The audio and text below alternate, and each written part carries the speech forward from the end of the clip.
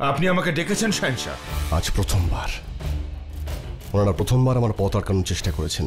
যদি ওনারা মৌলবী না হতেন তাহলে ওনাদের আমি নিজে হাতে আজকে হত্যা করতাম। আমি নিজেকে সামলে নিয়েছিলাম, আর ওনারা খুবই সম্মানীয়। না হলে আজ পর্যন্ত কেউ ধর্ম নিয়ে আর দায়িত্ব নিয়ে যারা কথা বলেছেন তারা এর শাস্তি পেয়েছেন। ওনারা আসলে আমাকে নন, বরং আমার পূর্বপুরুষ আর মোগল সাম্রাজ্য নিয়ে কথা বলেছেন, যে আমি মেনে নিতে পারছি না। আমি জানতে চাই ওনাদের কাছে এই সংবাদ কি করে পৌঁছলো। সেটা তো আমিও বুঝতে পারছি না হুজুর, কিন্তু এই সমস্যা থেকে বেরোনোর উপায় স্বয়ং ইমাম সাহেব বলেছেন। যোধা বেগম হয় ইসলাম ধর্ম কবুল করুন, নয়তো মুঘল সাম্রাজ্য ছেড়ে চলে যান। কি বললে তুমি? আমার কি বা বলার আছে শাহেনশাহ? ইমাম সাহেব যা বলেছেন আমি শুধু তাই বললাম। আর বিশ্বাসের কথা যদি বলেন, আপনার ওপর আমার পুরো ভরসা আছে। আমার দৃঢ় বিশ্বাস আপনি যা করবেন ধর্ম আর মুঘল সাম্রাজ্যের ভালোর জন্যই করবেন। আর যদি আমি কোনো অপরাধ করে থাকি তার জন্য ক্ষমা চেয়ে নিচ্ছি। শুধু আপনাকে এটুকুই বলবো যে আগেও আপনার হুকুম শিরোধার্য ছিল আর আজও আছে।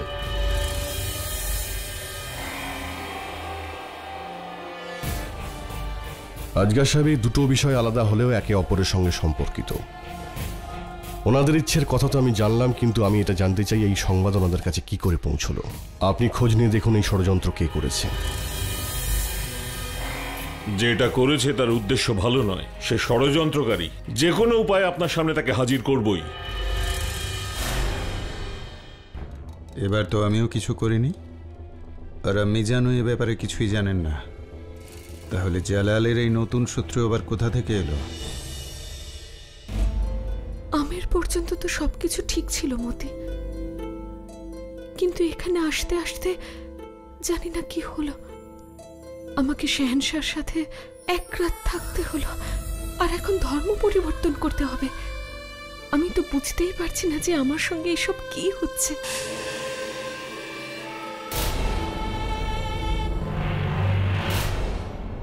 এ কি, আপনারা সবাই এখানে? কি ব্যাপার? সেটাই বলতে এসেছি বেগম যোধা আপনাকে। যদি আমেরে আপনি আমাদের অসুবিধাটা বুঝতেন তাহলে আগ্রায় এত সমস্যা তৈরি হতো না। আমি তখনও আপনাকে বোঝানোর চেষ্টা করেছিলাম, যদি জালাল মন্দিরে যায় তাহলে এখানে আগ্রায় সমস্যা সৃষ্টি হতে পারে, কিন্তু আপনি আমার কোনো কথা শুনতে চাননি। আপনি চাইলেই জালালকে বাধা দিতে পারতেন। এখন নিজের চোখে আপনি দেখছেন তো কত প্রশ্নের উত্তর দিতে হচ্ছে শাহেনশাহকে আপনার জন্য। আমি আপনাকে আগেও বলেছি, শাহেনশাহ আমার সঙ্গে মন্দিরে নিজের ইচ্ছেতে গিয়েছিলেন। ভুল বলছেন বেগম যোধা, কারণ আপনি ওনাকে নিয়ে গিয়েছিলেন। আপনি ওনাকে নিয়ে মন্দিরে গিয়েছিলেন, এই জন্য শাহেনশাহকে করা সব প্রশ্নের উত্তর দেওয়ার দায়িত্ব কিন্তু আপনার। যদি আপনি চান এই সব ঠিক হয়ে যাক তাহলে আপনাকে ধর্ম পরিবর্তন করতে হবে।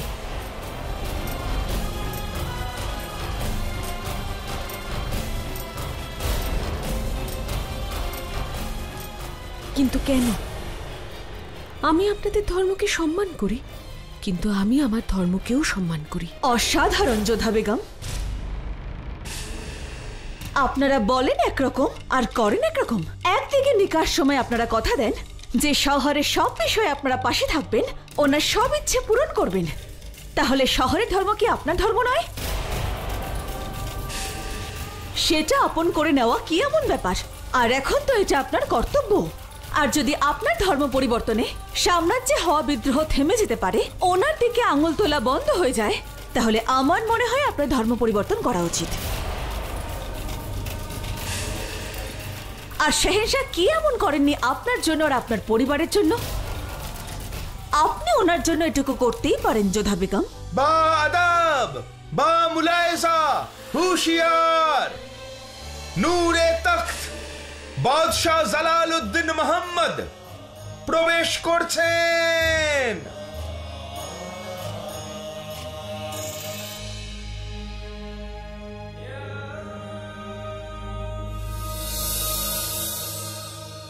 আপনারা সবাই এখানে? আমরা এখানে যোধা বেগমকে বোঝাতে এসেছি যে বিষয়টা না বাড়িয়ে সমাধান করে নিতে। আর যতক্ষণ মৌলভী সাহেব এখানে আসছেন ততক্ষণ যেন যোধা বেগম নিজের ধর্ম পরিবর্তন করতে প্রস্তুত হয়ে যান। না, এমন কিছুই হবে না রোকেয়া বেগম।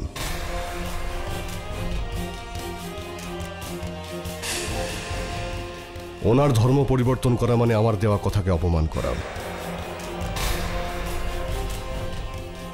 ওনাকে আমি শাদীর সময় কথা দিয়েছিলাম যে উনি স্বাধীনভাবে ওনার ধর্ম পালন করতে পারবেন। ক্ষমা করবেন শেহেনশাহ, এখন সমস্যাটা মুঘল সাম্রাজ্য নিয়ে। বড় আমি আমার কথাও মুঘল সাম্রাজ্যের সঙ্গে জুড়ে রয়েছে। শাহিনশাহ তার সিদ্ধান্ত বদলাতে পারেন, কিন্তু তার দেওয়া কথা তিনি কোনোদিনও বদলান না। হ্যাঁ, আর আরেকটা কথা, উনি আমাকে ওই মন্দিরে নিয়ে যাননি, আমি নিজের ইচ্ছেতেই ওখানে গিয়েছিলাম। আর আমার ইচ্ছেতে করা কোনো কাজের শাস্তি আমি অন্য কাউকে পেতে দেব না। কিন্তু শেহেনশাহ, রোকেয়া বেগম, আমার বিরুদ্ধে ওঠা কোনো অভিযোগ কি আমার দেওয়া কথার থেকে বড় মনে হচ্ছে? আমি যোধা বেগমকে অনুমতি দিয়েছিলাম যে উনি ওনার ইচ্ছে মতো ওনার ধর্ম পালন করতে পারেন। এবার ওনার যা ইচ্ছে উনি তাই করবেন, কিন্তু এই বিষয়ে কেউই ওনার উপরে কোনো জোর করবে না।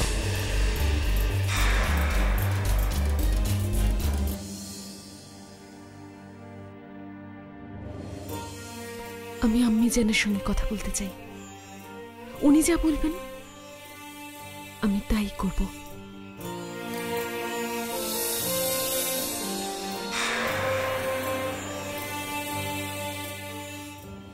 যোধা বেগম এটা বলতে চান যে আপনি যেটা বলবেন উনি সেটা মেনে নেবেন। ওনাকে বলুন যেন ইসলাম কবুল করেন। আম্মি জান, আপনার একটা সিদ্ধান্ত শেহেনশাহকে বিপদমুক্ত করতে পারে। আর কতক্ষণই বা লাগবে? শুধু কলমা পড়ে ইসলামকে কবুল করলেই তো হয়। ওনার জীবনের কোনো পরিবর্তন আসবে না, কিন্তু শেহেনশাহ ওনার উপর দোষারোপ করা বন্ধ হয়ে যাবে। আর কোনো কথা নয় রোকেয়া বেগম,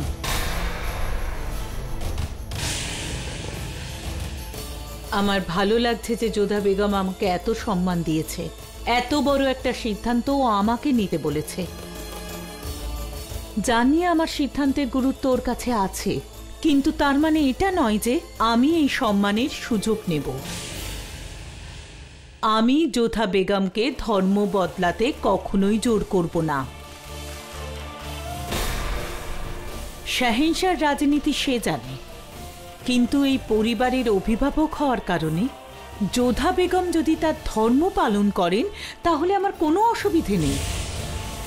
মুঘল সাম্রাজ্য কথা দিয়েছিল যোধা বেগমকে যে ধর্ম বদলানোর জন্য ওকে কেউ জোর করবে না, আর সেই কথা রাখা হবে।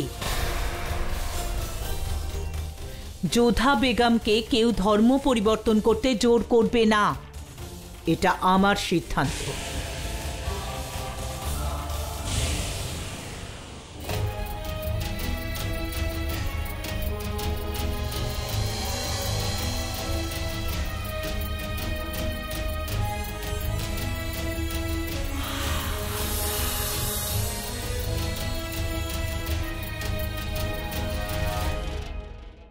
আমি আপনাদের এই প্রস্তাব শুনেছি, কিন্তু একজন শাহিনশাহ হয়ে আমি যা কথা দিয়েছি তা কোনোভাবেই আমি বদলাতে পারবো না। আমি যোধা বেগমকে কথা দিয়েছিলাম যে উনি ওনার ধর্ম পালন করতে পারেন।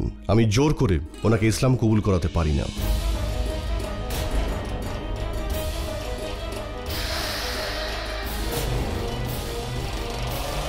এটা তখনই সম্ভব হবে যদি উনি স্বইচ্ছায় গ্রহণ করেন। আমি আপনাদের বিরুদ্ধেও যেতে পারবো না, আর আমার কথাও বদলাতে পারবো না। এসবের পরেও যদি আপনারা আমাকে এই সিংহাসন ছাড়তে বলেন, তাহলে আমার পরে আমি এই সিংহাসন রহিমকে দিতে চাই।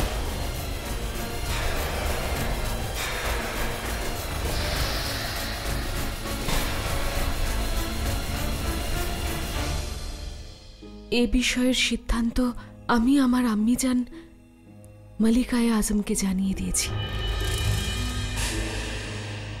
উনি যা সিদ্ধান্ত নেবেন আমি তাই মেনে নেব।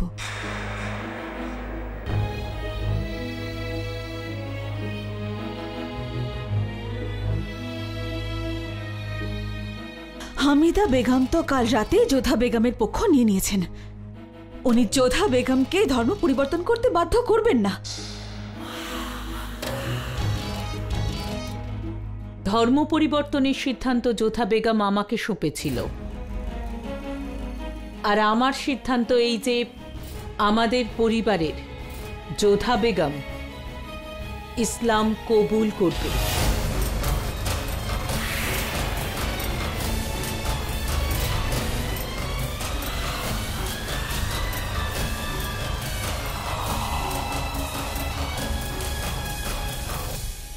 সুবহানাল্লাহ, সুবহানাল্লাহ।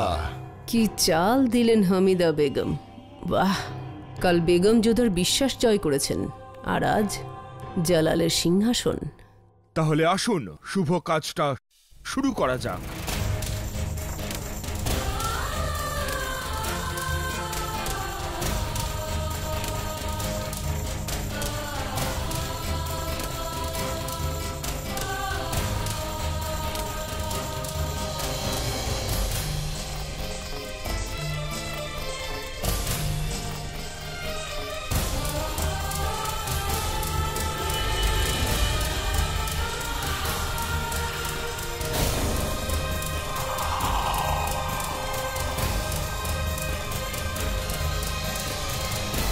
হুশিয়ার!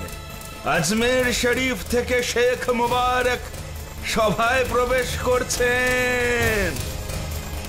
আসুন। আসসালামু আলাইকুম। আসুন শেখ মুবারক, আপনাকে আমি স্বাগত জানাচ্ছি।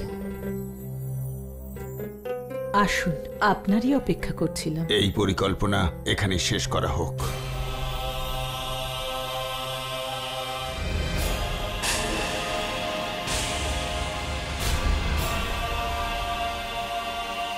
কিন্তু কেন? ধর্মকে সম্মান করা আমাদের প্রত্যেকের কর্তব্য। অবশ্যই, কিন্তু তার জন্যে ধর্মকে না ভালোবেসে অথবা বাধ্য হয়ে ধর্মকে ভালোবাসলে তার আদৌ কোনো মূল্য থাকে না।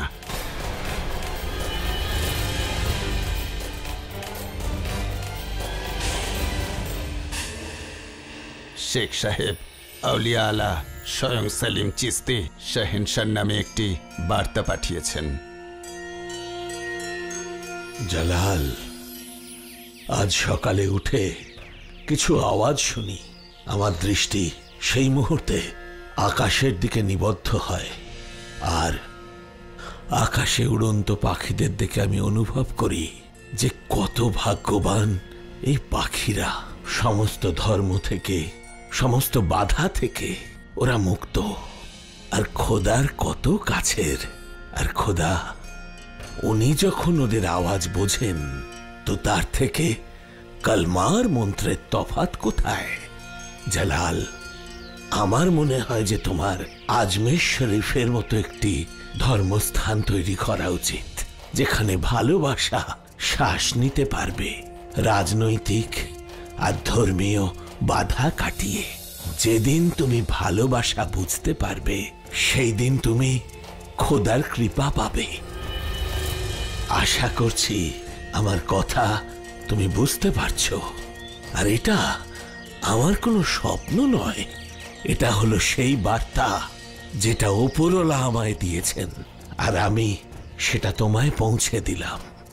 কারণ এই নির্দেশ তারই জন্য যে দুনিয়াকে বদলাতে পারে, যে মানুষকে এই পাখিদের মতন মুক্ত করতে পারে।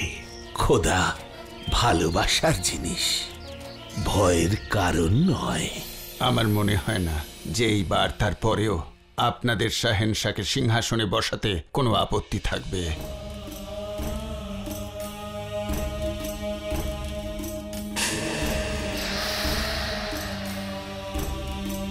আর এই মুহূর্তে পুরো হিন্দুস্তানে সবচেয়ে বিদ্বান ধর্মের মূলনীতি ওনার থেকে কেউ বেশি ভালো জানে না।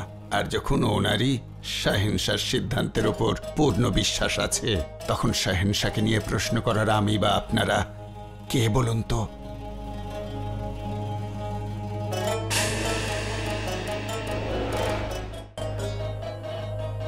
আমরা জানি না উনি কে ছিলেন, আমাদের খোদা না আপনাদের ভগবান, যিনি পাপ থেকে আমাদের বাঁচিয়ে দিলেন। সত্যি কোনো কিছু ভালো না বেশি গ্রহণ করা পাপেরই শামিল। সেলিম চিস্তির আদেশের বিরুদ্ধে আমরা যেতে পারি না।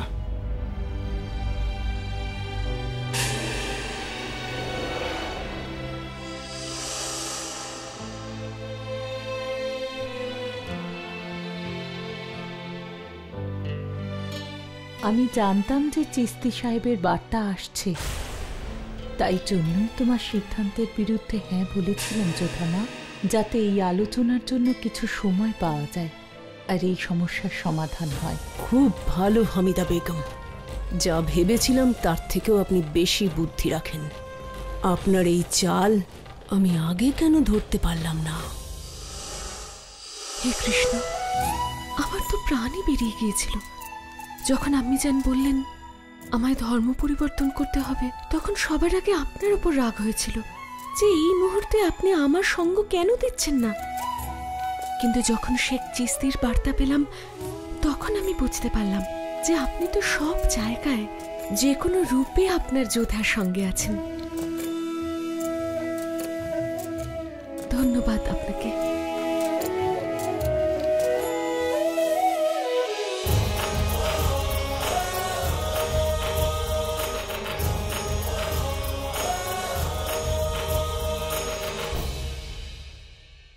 আপনি এখানে? দেখুন, আসলে আমি যদি আপনার মনে হয় আমার ধর্মের বিষয়ে হস্তক্ষেপ না করায় আপনি আপনার কথা রেখেছেন, তার জন্য আপনাকে আমি ধন্যবাদ জানাবো, তাহলে ভুল করছেন। কারণ আপনি আপনার একটা কথা রাখেননি।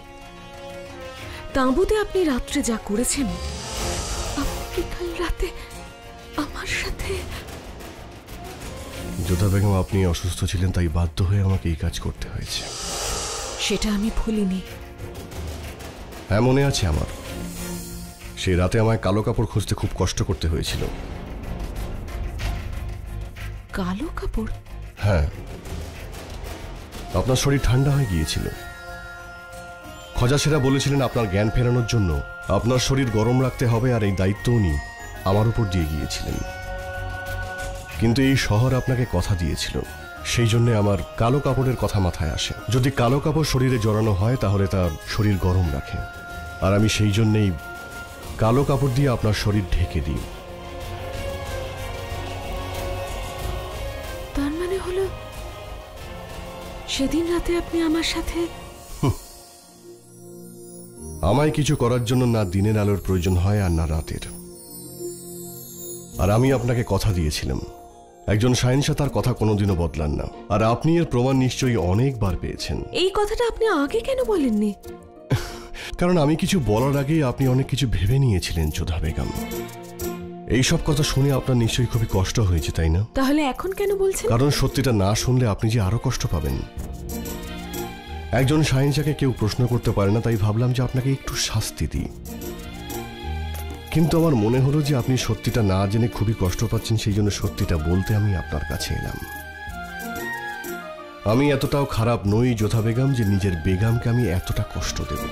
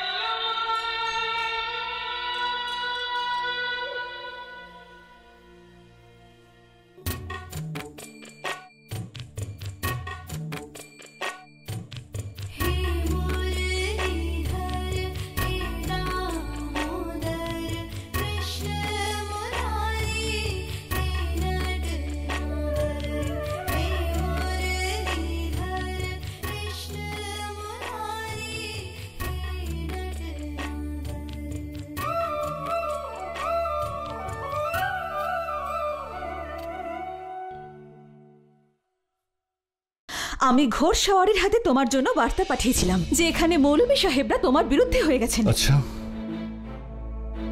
কিন্তু আমি তো পাইনি।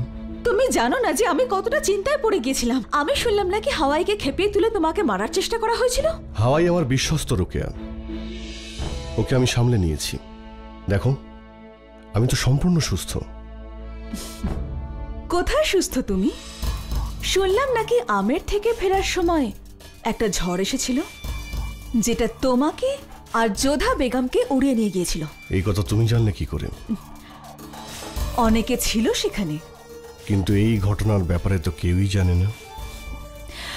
জালাল, আমি বেগমে খাস আর শাহেনশাহর সব খাস ব্যাপারের খবর থাকে আমার কাছে। মানে তুমি আমার উপরে নজর রাখছিলে? কি করব, বন্ধু হওয়ার পাশাপাশি তোমার বেগমও যে আমি, আর তোমার উপর নজর রাখিব না রাখি, কিন্তু তোমার যাতে কারোর নজর না লাগে সে খেয়াল রাখি আমি। খুব ভালো রোকেয়া, কিন্তু হ্যাঁ এটা সত্যি, আমি আর যোধা বেগম একই তাঁবুতে একসঙ্গে রাত কাটিয়েছি।